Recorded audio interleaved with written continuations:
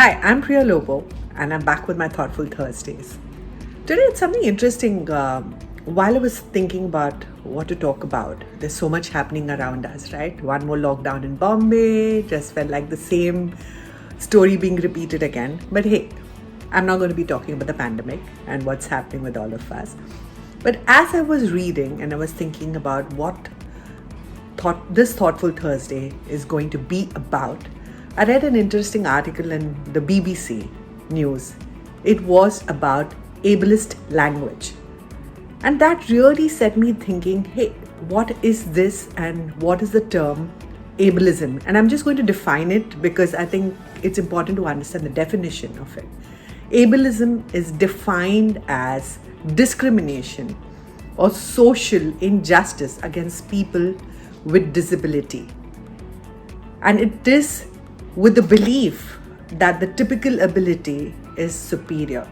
And this manifests itself in our attitude, behavior, stereotype, and the most important thing is language. And I have been talking about language and metaphors, and you know that metaphors are sense-making associations in our mind. And if disability is a metaphor, and that is what caught my attention in this article, I just wanted to sensitize us to the slang that we all use, right? And even I have, unconsciously been using it. We often use this word, how dumb, or how lame, or are you OCD? I'm having a bipolar day. How emotionally crippled are you? Now we do this unconsciously all the time. But if disability is a metaphor, that means we need to be sensitive about this.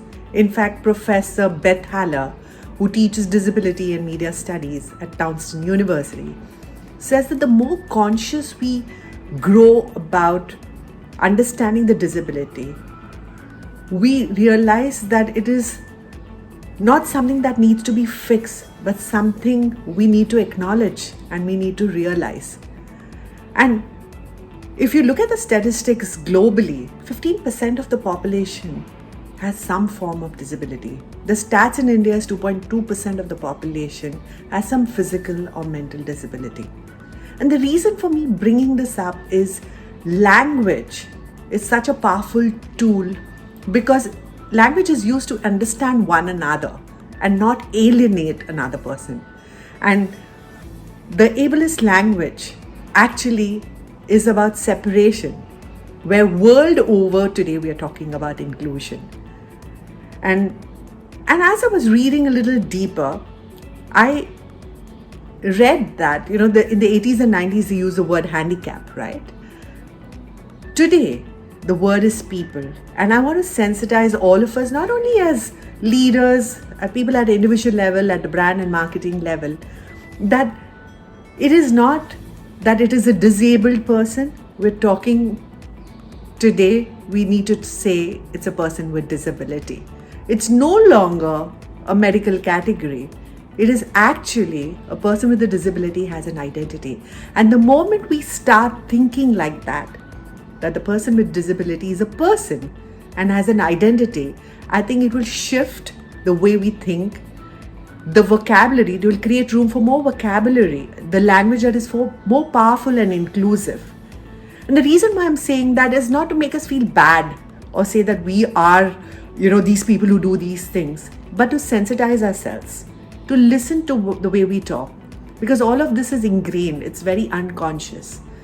And I said that if disability is a metaphor, let me look at brands that have done something around this area.